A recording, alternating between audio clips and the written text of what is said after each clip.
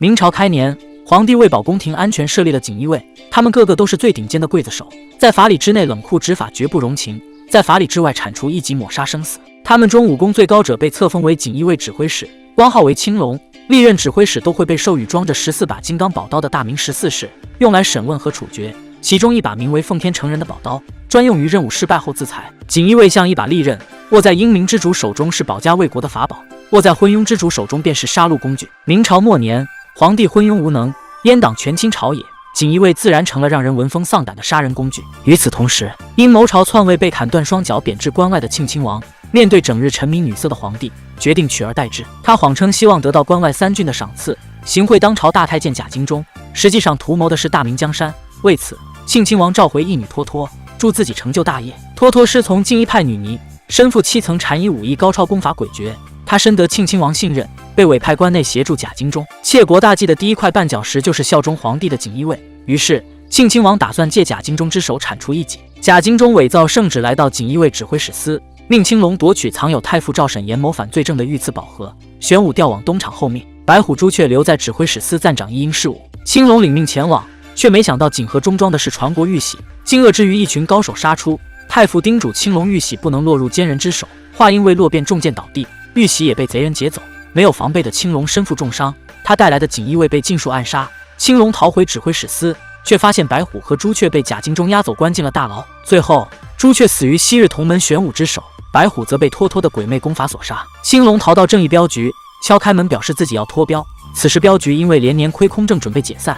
青龙拿出300两的银票，并表示事成之后再给300两，这个数目委实不算少，或许可以解镖局燃眉之急。于是镖头乔勇便接下了这趟护送青龙出关的人肉镖。贾京中污蔑青龙意图谋反，下了追捕令，严查城内进出之人。在乔勇和女儿乔花的周旋下，一行人得以顺利出城。途中停下歇脚，一群自称天鹰帮的山匪拦路打劫。青龙坐在车里悠哉地啃着鸡腿，镖器被山匪扯下扔在地上，众人十分气愤。青龙举着鸡爪晃晃悠悠走了过去，不费吹灰之力就赶走了他们。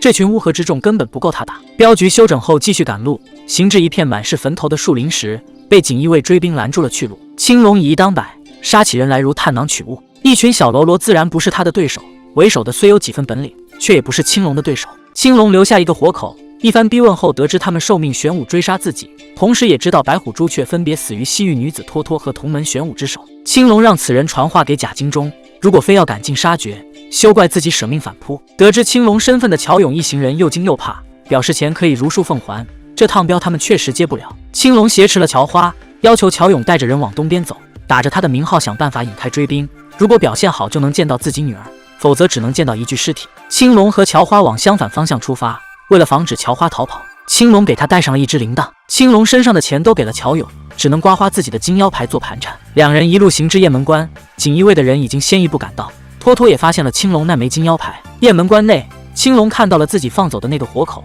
他利用乔花声东击西，潜入驿站发现了一封密信，得知贾京中出卖3郡换取黄金的消息，而这批黄金将在今日由庆亲王亲信夏侯都尉亲自押送到雁门关。青龙也明白了庆亲王和贾京中到底在交易什么。庆亲王想加封关外3郡，贾京中便跳过皇帝，拿着传国玉玺来为加封诏书盖印，此举无意假传圣旨。青龙想起太傅主托，决意从奸人手中夺回玉玺，也拿回自己的尊严。思虑一番，青龙开始谋划劫持商队。乔花帮他拿到了庆王府的腰牌，青龙叮嘱他不要乱跑。然而一伙强盗也盯上了这支商队，他们就是真正名声在外的天鹰帮，在少帮主判官的带领下杀人越货，无恶不作，大漠之中独霸一方。判官和青龙都发现了对方，也明白各自的意图。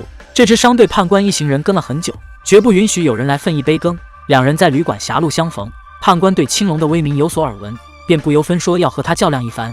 青龙乐意奉陪，切磋完后表示商队人多势众，不如一起合作夺取黄金。为表诚意，他拿出了驿站的地图。判官有些迟疑，青龙表示大可不必担心，两人目的不同，自己志不在黄金，事成之后也分文不取，如果不成他就自行了断。判官好奇青龙要抢的到底是什么，青龙回答他那样东西就是尊严，在他看来比黄金更贵重。此事凶险，青龙将自己身上的银两尽数交给乔花，让他尽快离开这。当晚脱脱便找上了青龙，他这一路跟着青龙，越是了解他越把他看作了命运相似的朋友，但敌人始终是敌人，哪怕惺惺相惜也要完成自己各自的使命。外面放起了烟火，酒馆里只剩脱脱和青龙，两人旋即大打出手。一番缠斗后未能分出胜负，青龙自知遇上了劲敌，没有恋战火速脱身。翌日贾金忠来到雁门关，和负责押送黄金的夏侯成功会面，青龙也成功混入其中。议事厅内，双方一手交钱一手交货。贾金忠表示要按照惯例检查一下诏书，夏侯索性不再隐瞒，说诏书确实做了改动，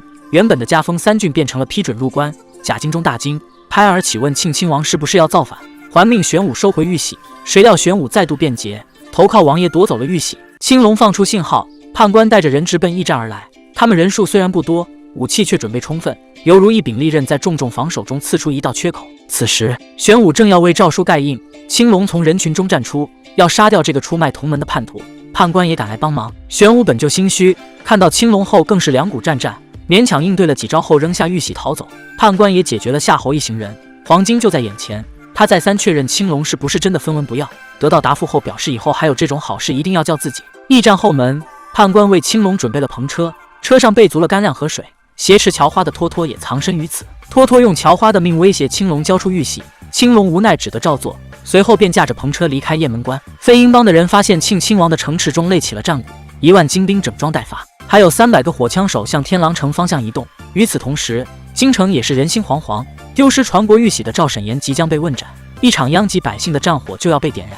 判官也明白了青龙置性命于不顾也要拿回的到底是何物。安顿好乔花，青龙准备独自出发抢回玉玺。乔勇的护标队来到雁门关，他们深知战争的残酷，便抄近路带着青龙赶往天狼城附近的山谷，要在玉玺送出关之前将其抢回。青龙做了简单的计划，利用地形分散托托和玄武的人马，再设下埋伏逐个击破。有了标队的帮助，计划进行得十分顺利。青龙成功手刃玄武，为白虎朱雀报仇雪恨。他带着玉玺去接应引开托托的乔花。此时乔花已经陷入险境，判官及时赶到将其救下。